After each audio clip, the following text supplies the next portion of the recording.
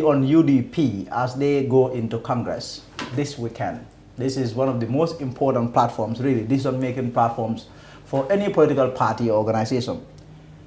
The spokesman of UDP, Almamy Taal, joins me, and we will talk about what exactly is UDP doing this weekend. Thank you very much, sir, for coming. Thank you very much, Lamin, for having me. Congress is a statutory obligation of all political parties. But beyond that legal obligation, it is also an exercise in internal party democracy. It is an opportunity to take stock and see where the party has been between the last Congress and this one, and also to resurvey the land, the political landscape. What are the things that have changed? What events have had a bearing on the development trajectory of the nation?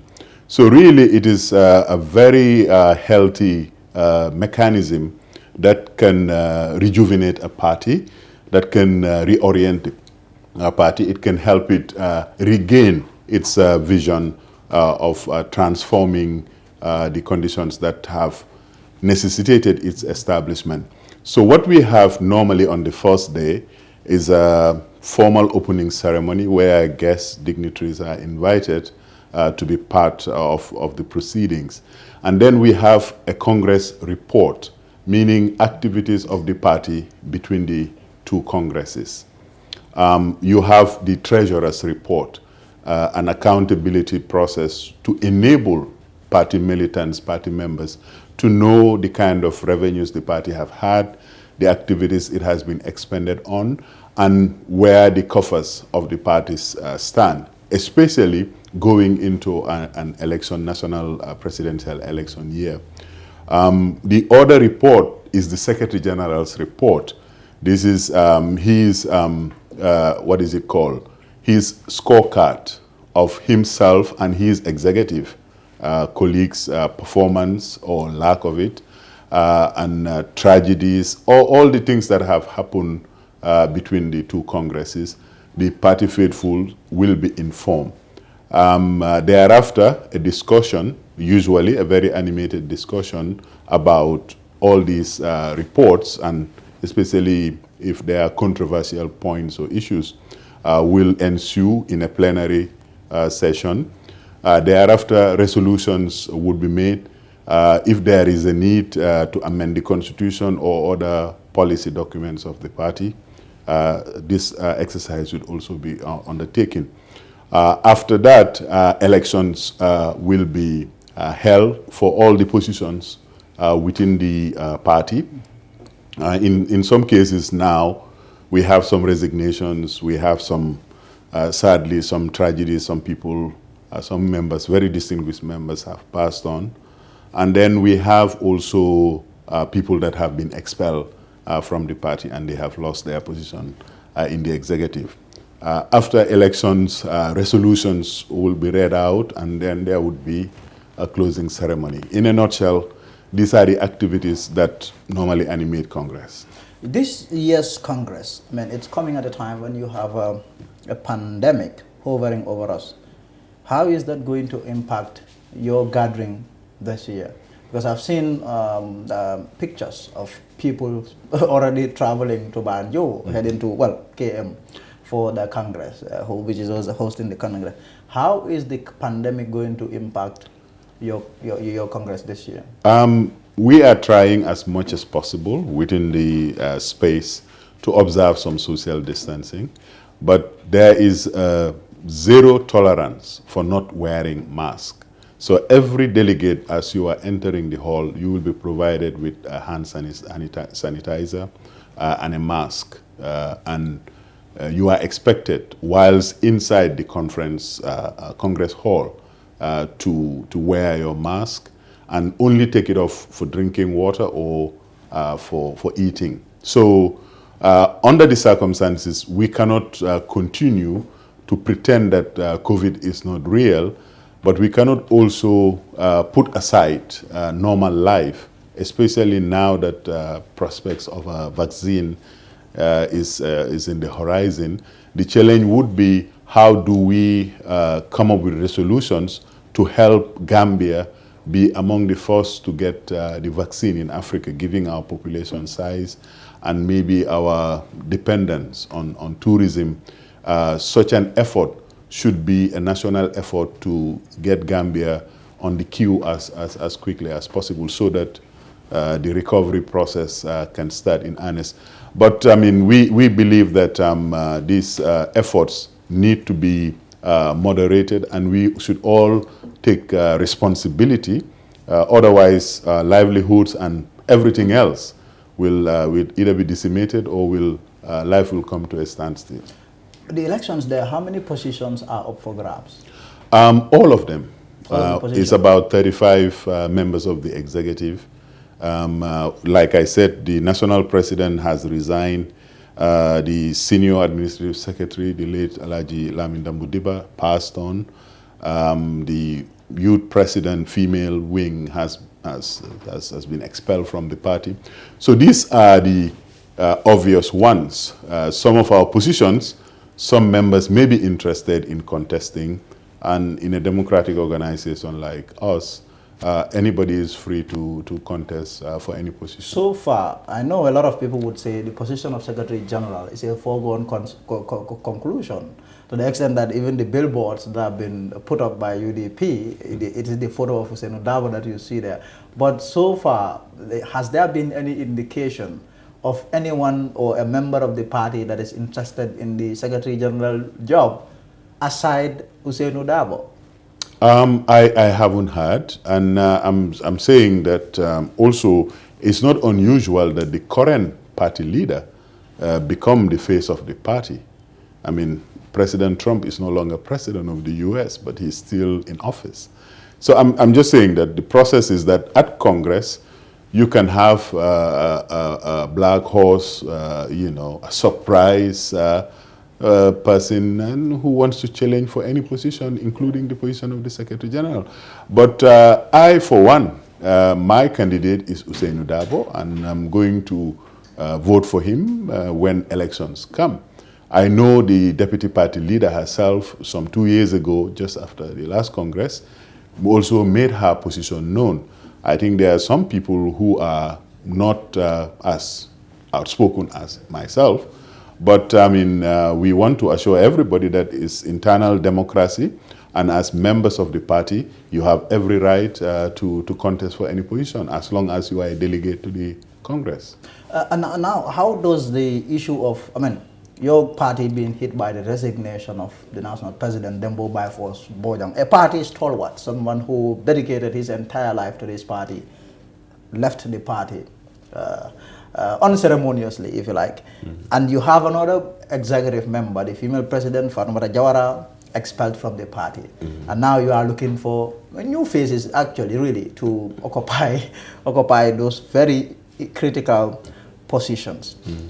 In terms of the kind of people that you put there, at the party level, have you discussed anything that has to do with the fact that the kinds of people that the party is looking forward to or wants to have in those positions?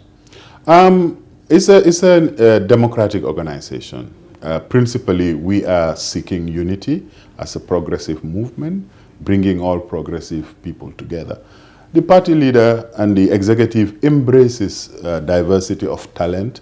This year has been one of our own bumper year in terms of addition to the party. Very prominent Gambians, very distinguished Gambians of all gender sides have joined the party formally, and they have come to the task of renewing this country, of reforming this country, of transforming this country. So what happens in a democracy is entirely up to the people who constitute that unit.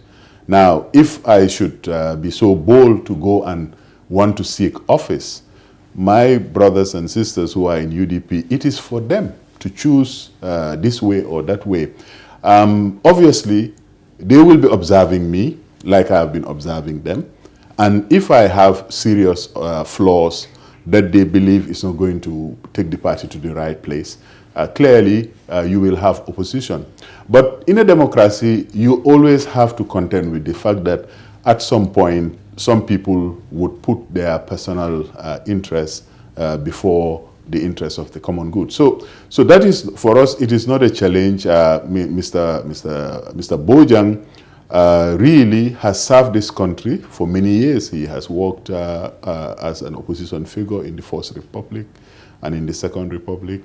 And I think it's fair to say that we did not part on acrimonious terms.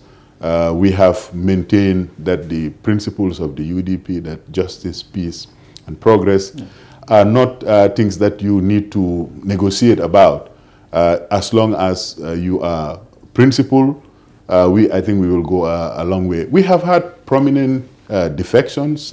You will remember Lamin Njie used to be a stalwart of the UDP even before this coalition, and we parted ways. I mean, we are very solid on our principles, and I can assure you that you will not see any principal defection or parting of ways, because the party has been engaged in some internal introspection and trying to find its soul, trying to find its center, because we have a glorious past. Nobody can deny this. But it is the future that we need to invent so that this country move away from this pedestrian politics that we have seen in the last 4 years. People engage in endless talking and doing pretty much very little.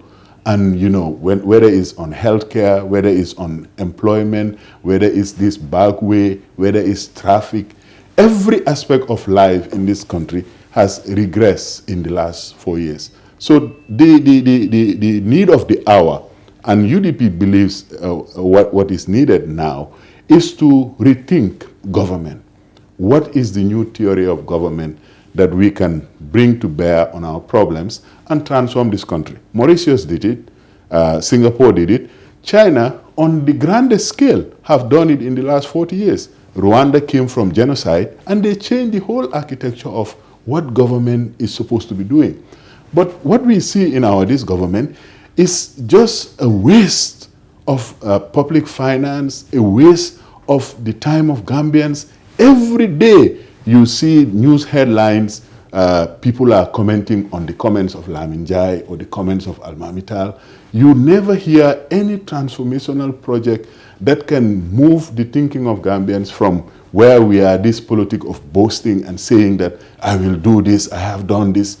What have you done? People are giving you money to do a lot of things, to give them security, to send their children to good schools, to make sure that our health care system is the best in the world.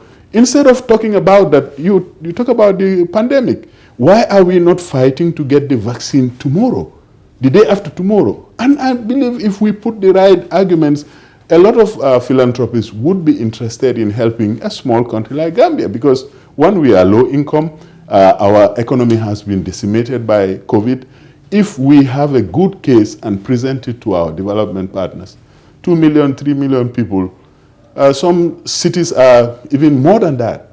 So this shouldn't be a thing about politics, but it should be about a capable state, a state that takes care of its citizens.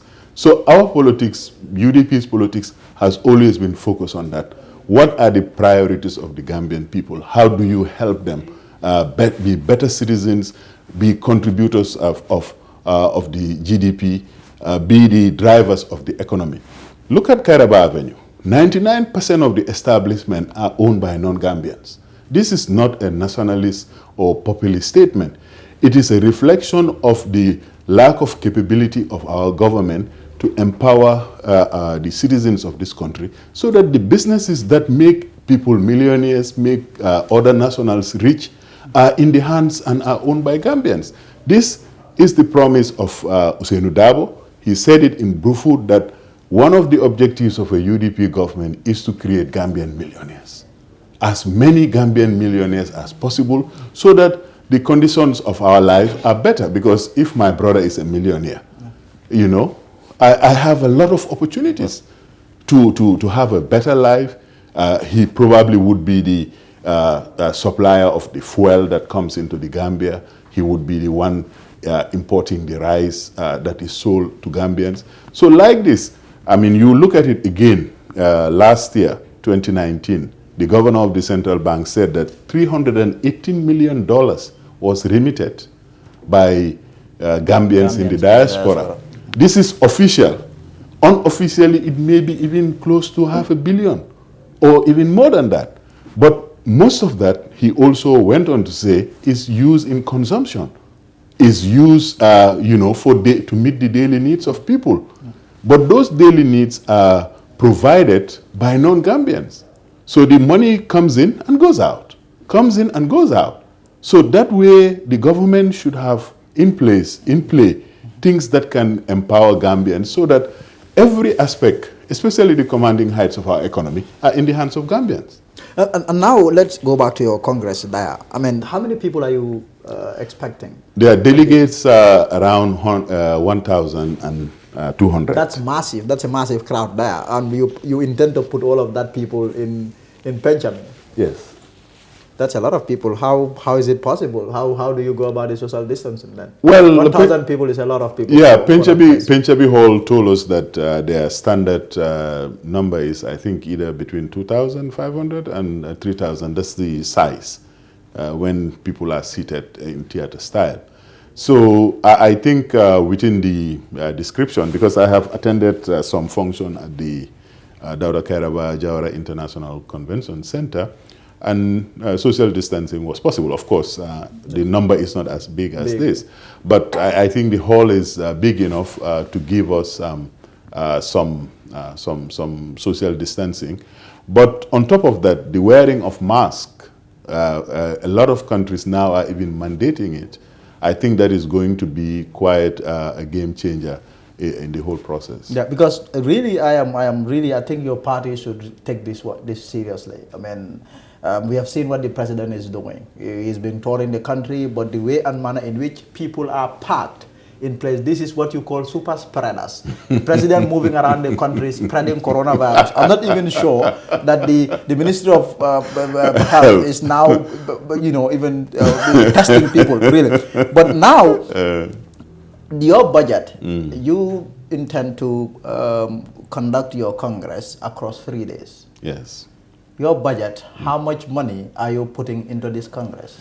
Well, this is not something we would like to disclose. But for transparency's sake, I think it is important that you tell us how much money that your party is putting in this Congress. The party is putting in a substantial amount of money. But how much? To give you the bold figures, firstly, it would not even be accurate because we have had some support from the business community. They have donated in kind. Some of the facilities and services, the party does not have to pay for it. Suffice it to say that a significant amount of money has been mobilized within the party's means, within the party's membership, and our diaspora members have donated generously. So for transparency purposes, all the monies that are going into this Congress are derived from lawful means. They are derived from the membership, by and large, of the party. And it is an investment in the future of the party, in the future of our politics, to make sure that there is no influence whatsoever in making sure that this internal democratic exercise goes on as well as possible, so that we do it fairly quickly, fairly transparently, and get our mandates renewed, get our new leadership introduced to the population, and get to work. The work of turning this country around is, for us, the most important target now. Still on your source of money there, before we go there, this is just a follow-up question. You said derived from lawful means. Yes. Specifically, what are you talking about? I'm talking about members who are in position and working in the Gambia, outside the Gambia, are the ones who donate completely to the party's purses. UDP has a substantial base in the diaspora. What is going to be the role of your diaspora constituency in this Congress? They are now, by our constitution, allowed two delegates from the entire diaspora. but they are visiting in their numbers. So they would be guests to the Congress. So being a delegate to the Congress and being a guest of the Congress are not the same. If you are a delegate, you have a right to put motions, you have a right to contest for position. The diaspora has 2 official votes in Congress. This came in 2018. It is possible in the new constitution that we, in our draft resolutions, a constitutional amendment of the UDP constitution may be effected to increase that number to whatever Congress believes is appropriate. It's appropriate. And the icing on you, at least if UDP, what you intend to do is anything to go by, you want to put the icing on the cake in the form of a rally on Sunday. This rally, I spoke with a UDP official, and he told me you people are planning to put 50,000 people into buffer zone. I told him, but how is that possible? So the rally part, why the rally?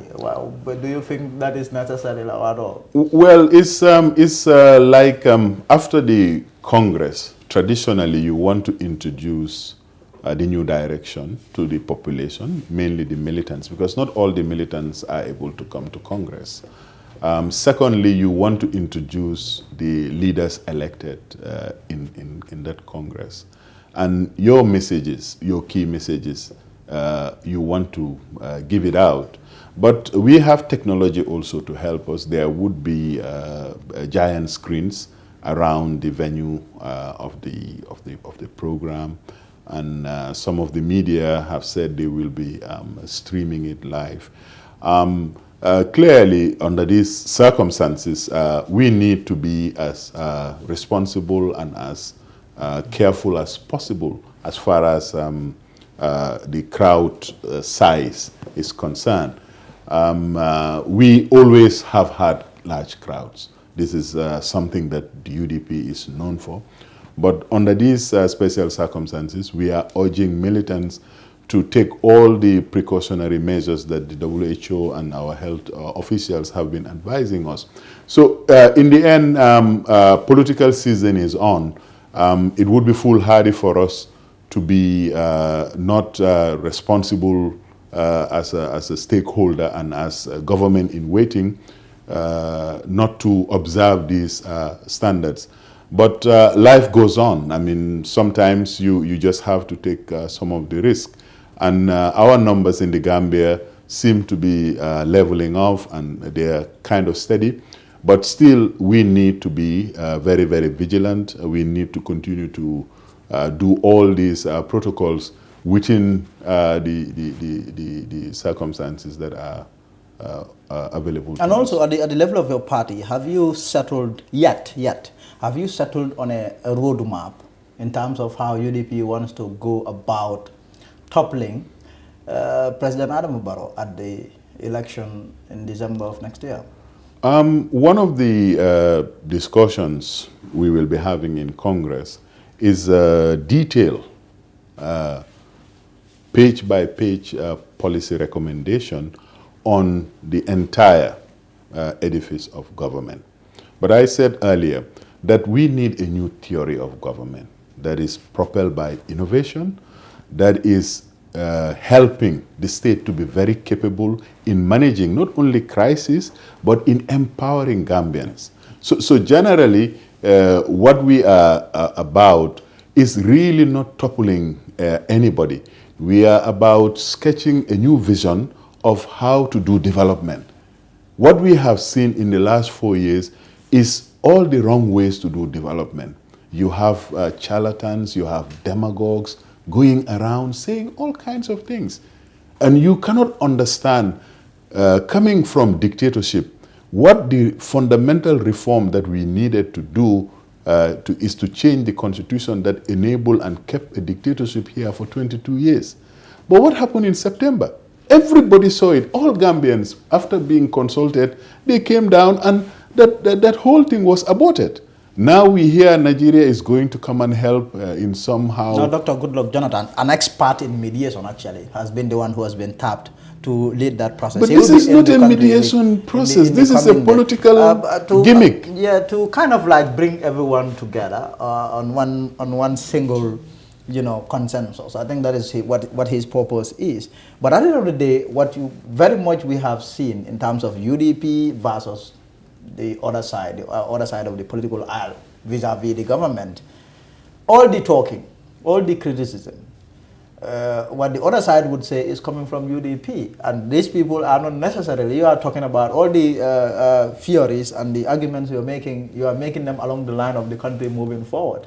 But you go to the other side, what they tell you, they say, look, these people are now fighting for their own selfish interests or for one man. Just the president yesterday, or day before yesterday, at one of his meetings, this is what he said, that Gambians should refuse to be deceived by those people really who are trying to, talk them into saying that, okay, my government is not doing anything. My government is failing. Well, Lamin, for us Gambians, we know failure when we see it. It's not something that is hidden. Oh, for us UDP. Yeah? No. I mean, you are the conveyor of information. Yeah. You had just now before we start our conversation. What are the lessons we have learned? Yes. Please note this from me. Yes. 2021 is about accountability. Yes. In 2016, people went to the polls to elect a person who we thought was going to help us move away from dictatorship. But this guy is employing the people who enable the dictatorship. This guy is going through the dictatorship playbook. This midday farmer store is a waste of national resources. Everyone knows this. And everywhere you go, somebody from GDC has defected.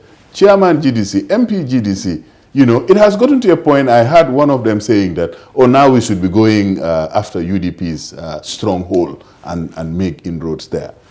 We said that, please welcome. If you go to a lion's pride and you want to hunt there, you are committing suicide. How about if you are a lion yourself? I mean, we haven't seen a lion. Well, they also call themselves a lion. Okay. When a lion attacks another lion, then Then that is not entirely okay. No, isn't it? No, I mean, if you are a lion, you are either with a pride or you have a pride of your own, yes. And you go and hunt while other animals. Yes. Lions don't hunt each other. It's a simple logic because this is a zero-sum game. If anybody thinks that they can come to UDP and make defections possible either from our NAMs or from our chairpersons or any of our elected leaders, that person is living in a dreamland. But they have succeeded in securing a few of your a chairman of yours. We have seen what happened between UDP and Sirifo Sonko. We have seen your national chairman defecting. These are all defective people. Yeah. I mean, they're all defected. I don't disagree. But the case of Sirifo Sonko is very simple. We want to expel him. If he believes that he is strong enough, let him just resign. He said he is still a member of UDP. Mm-hmm. This is the first time we are hearing something like that. Yeah. You are out of the party. You said, no, you are in the party. The party should be deregistered. All kinds of nonsense. We expelled 8 other NAMs because we knew that this was coming. We did this much earlier than now. So at the end of the day, my point is this. The party has been doing a lot of introspection. It is regaining its focus that this is not a credible government. This government has not delivered. This government has failed. This country is going down a crisis mountain. It's so everywhere. Every aspect of our national life is in crisis. So really, at the end of the day, let us talk about the issues of corruption, the issues of police brutality, the issues of the findings of the TRRC, the issues of the findings of the Janneh Commission, of the Faraba Commission. These are all things that every Gambian is aware of. Your colleague, Mr. Mustafa Dabo, has made very shocking revelations. And every day you are hearing one thing or the other. Just this week, the IEC is in confrontation with the Public Procurement Authority. So this is a thoroughly discredited, thoroughly incompetent government that is going around just talking really about trivial issues. Yesterday was... Yet growing its base, growing its support base. Well, elections... You have to see about no. I mean, this is a party that is just coming in. This is a government that is just coming. And what we have seen there was a by-election here in Kerjarga. UDP was humbled by NPP, by this man going to show that really this man is in fact growing in terms of base. No, that has never been. But that's the case. Yes. No, Lamin, Kerjarga has never been a base of UDP. We've never won election there. Nyamina West, we've never won election there. The last 2 election cycle, we were supporting NRP. So really, what should be of concern to a lot of people, how many votes are we talking about in these 2 areas? So at the end of the day, it's a very simple matter. If you go to a place where I am not popular and you go there and you win popularity, it doesn't reflect one way or the other on my strength. Maybe we should have a by-election in Brikama and we see who has the upper hand. So to you, that is how it should really play out. Indeed. The issue of, okay, I'm not powerful here, I'm less popular but here. That is democracy, Lamin. That is democracy. Yeah, I know. No, I mean, do you want a one-party state? I want a multi-party. Yeah, of course. A multi-party one. So there are places you cannot win. There are some places you cannot win, and you make peace with that. And that's just so obvious. Obviously. So democracy, that's how it functions. It's about majority. And clearly, we have a majority across the country. We don't have much time. The issue of when it comes to the pandemic and how political parties should go about their activities, I think it is very important that us journalists talk to you people about that, so that you are aware of the fact that you have a responsibility in terms of fixing this issue. I know someone is watching, he's not very much pleased that I'm taking this route because I didn't ask the other side. But once I get the chance, rest assured, once I get the chance to talk to the speaker, either the president or his minister, this is the same exact thing that I'm going to do. So there is nothing like inconsistency. I just wanted you to know that, and all the people that are watching, you the people that are watching but think that I'm being inconsistent and biased. But back to, I think we have about 5 minutes to wrap up that. Your leader, Ousainou Darboe, if you go to UDP, the love and respect that he wields is just all too obvious. But the moment you step outside, you begin to see the amount of people who do not like the man. To the extent, I think he's the only politician. We have a lot of old politicians in this country, but he's the only politician that people will complain to say, okay, he is old. He should allow a younger person to take charge. But what does that mean, Lamin? What does that mean? What do you have to say about that? I mean, I think... Going into this Congress there. Going into this Congress, I told you, my position, personal position, very clearly.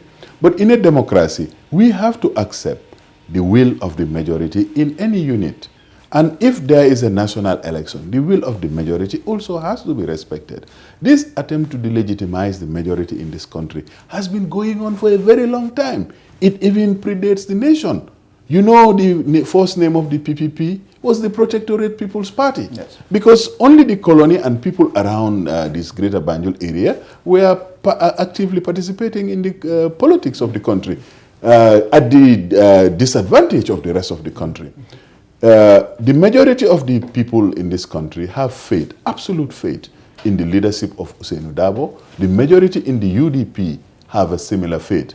I mean, I know I am not liked by a lot of people, but it doesn't mean that they are the majority.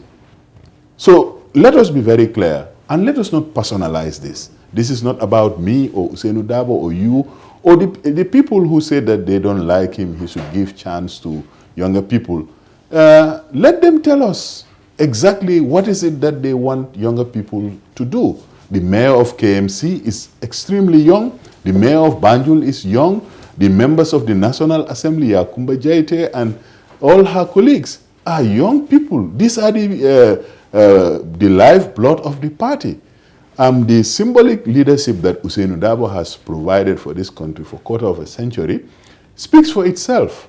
When he was vice president, he was living here, next to you, in Karaba Avenue and in Kotu.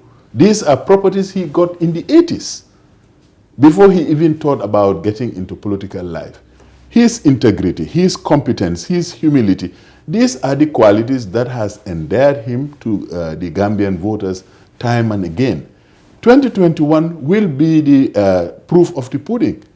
Those who are detracting from the real struggle of this country and the need to move this country to a different plane are really doing a disservice to the country, and they are being dishonest and being actually hypocritical about the history of this country. People forget that in April 16, the reason why Ousainou Darboe went to prison was because Solo Sandeng was killed. Before that, in 2006, Deda Hydra was killed, 2004, by a brutal dictator. These are things that people think that, oh, we can put it aside. Like I said, we know our history, we know who we are, we know what we can do for this country, and God willing, we will do that for this country. In your opinion, this hatred of Ousainou Darboe, do you think one could pin it on the fact that he has done very well for himself, and maybe in fact he is ahead of those people that hate him, he's ahead of their politicians in terms of popularity? Do you think that it has to, or they kind of feel threatened by his popularity, the way and manner in which his constituency admires? Well, you have your ear on the ground. I don't think we in the political fray should be so vain to think that we are so, wonderful that people will not hate us. Even the Prophet of Islam, Jesus, was crucified. This is what happens to people, because if you stand for justice, peace, and progress, there would be people who will not like that, because they want to take they want to take advantage of the voiceless, of the minority. So really, why anybody should hate another Gambian, your own compatriot, is beyond me. I disagree with the politics that is taking root in the Gambia, just as I disagreed with the politics of Yahya Jammeh. Believe me, if Ousainou Darboe had wanted, he will just sit at the State House and keep quiet, and he will be vice president until the day he doesn't want it anymore. If I wanted, it's the same thing. There are so many people, they are doing this because they believe that the principle of justice in all our national affairs must be undeniable. It must not be up for negotiation. So hating me or thinking that you can intimidate me by taking public funds or taking opportunities of participating in the development process from me is going to make me stop thinking the way I'm thinking. If anybody thinks like that, Ousainou Darboe is a man of integrity. Is a man of dignity. He has fought for this country, and it is about time those who are engaged in that hate game to look somewhere else. It's not going to have an impact, because all the Gambians are equal in this country. We all are entitled to have an orientation and to have a support for individual, for ideas. Let us stop at that. Let the ideas clash as much as possible. The best ideas will be what the majority will vote for.